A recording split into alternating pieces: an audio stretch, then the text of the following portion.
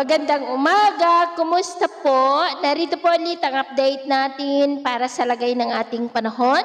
Ngayong umaga po ng April 19, 2025. Sa ngayon po ay nananatili na walang anumang banta ng sama ng panahon.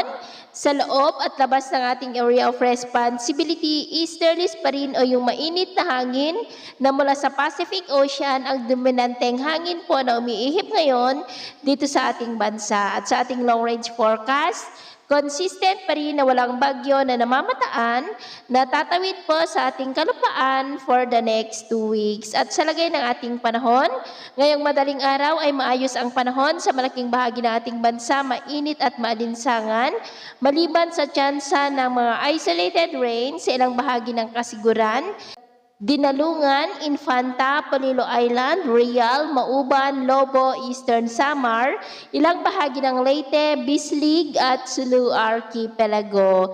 At mamaya po ay sisikat naman ang araw sa malaking bahagi ng ating bansa, mainit at maalinsangan. Pero may tsansa pa rin ng cloudy skies with isolated rain sa may Infanta, Polillo Island, Eastern Samar, Leyte, Dinagat Island, Siargao, Surigao del Sur at ilang bahagi ng Davao Oriental. At mamayang hapon, may tsansa pa rin ng cloudy skies with isolated rain sa ilang bahagi ng Mindanao at Eastern Visayas.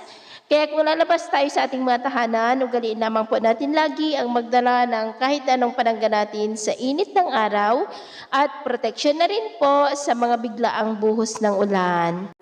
At sa atin naman pong mga baybayin, wala naman po tayong nakataas na namang gale warning signals, pero iba yung pag-ingat lamang po kung papalaot tayo para po mas makaiwas sa mga sakunang pangkaragatan. So yun po ang latest update natin sa araw na ito. Ako po muli si James na nagsasabing sa kahit anong pagsubok po na darating sa ating buhay, huwag na huwag po tayong mawawalan ng pag-asa. Thank you and God bless!